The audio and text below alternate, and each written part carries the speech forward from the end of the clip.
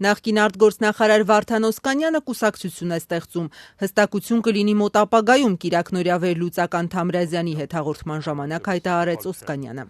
Իրոք կուսակցություն ստեղծելու հետ կապված աշխատանքները բավական առաջ են գնացել։ Այս պահին ուղղակի ես պատրաստ չեմ հայտարարելու քո հաղորդման ընթացքում, որ ստեղծվում է, բայց կլինի։ Անուններ չհրապարակելով Օսկանյանն այնուհանդերձ մոտավորապես ասաց, ովքեր կլինեն նորաստեղծ կուսակցության անդամները։ Եվ խորհրդարանում եւ խորհրդարանից դուրս երիտասարդական շրջանակներում կան առողջ մտածող, ազատ մտածող, ազնիվ, հայրենասեր մարդիկ, որոնք կուսակցական չեն, եւ կարծում եմ, որ հենց այդ մարդիկ էլ գորիզ կկազմեն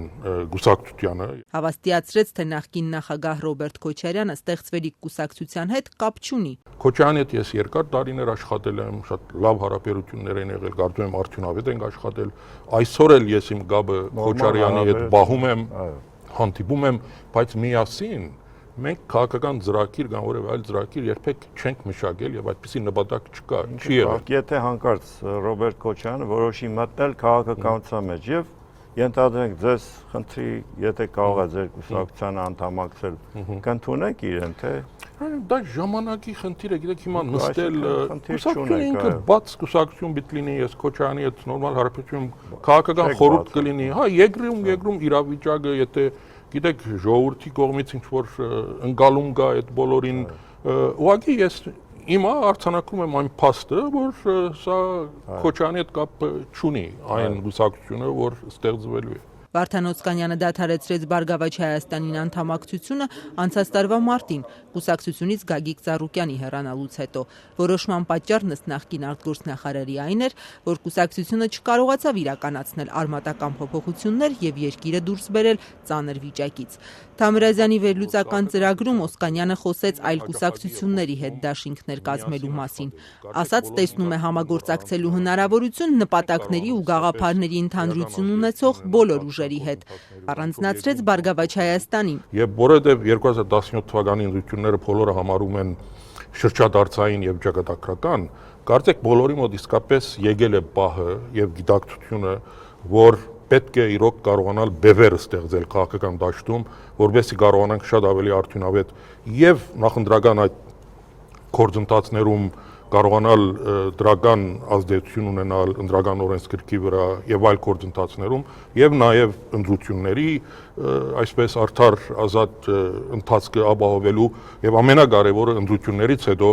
կարողանալ իսկապես ներգրավել այնպես, որ երկրում կարողանանք լուրջ փոփոխություններ բերել։ Անդրադառնալով ընտրական օրենսգրքի նախագծին նախկին արտգործնախարարը կարծիք հայտնեց, թե կեղծիքների հնարավորություններն ամբողջությամբ պահպանվել են։ Կրկնակի քվեարկությունը,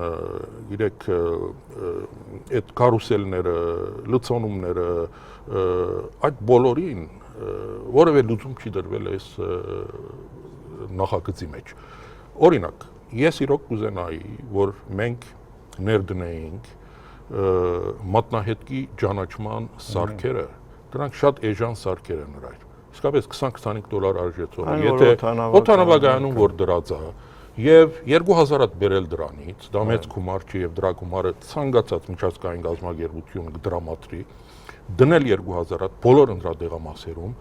եւ տեխնիկան, տեխնոլոգիան ասոցիացիա, որ այդ բոլորը մի ինչ որ բանում էլի ցանցով միացած լինեն մի գետում։ Եթե դա մենք կարողացանք անել, նշանակում է, որ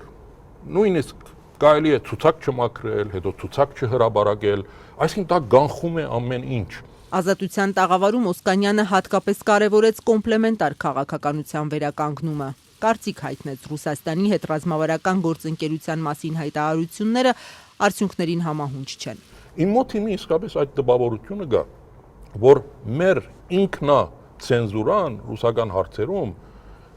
մի քիչ սահմաններից դուրս է եկել եւ դա բերում է այդ քաղաքականության հավասարակշռության խախտմանը։ Այսօր ես կարծում եմ, որ հրադապ հարցը իսկապես Եվրոմիության հետ մեր նոր երկկողմանի այդ պայմանագիրը բերել իր ավարտին։ Դա հնարավորինս պետք է արագ անել, դրան տալ քաղաքական լուրջ փոխանցագություն, ինչպես նաև անպայման պետք է նաև տնտեսական կոմպոնենտ ունենա։ Ուզում եմ ձեր կարծիքը հարցնել, օրինակ, որ Հայաստանը հաստատապես աջակցում է Սիրիայի հարցով Ռուսաստանի դիրքորոշմանը։ Իհարկե այստեղ նախագահը նաև ավելացնում է, որ ողջունում է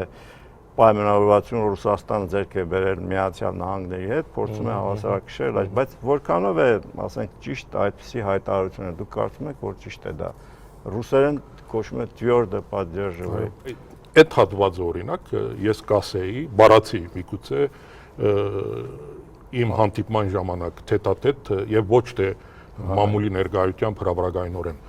Այսի դիվանագիտական նրբություններ կա, ես չեմ ուզում նախկային ինչ-որ դասերդամ կամ բաներ, ուղղակի ես ասում եմ այն ինչ ես կանեի օրինակ նման բարականերում։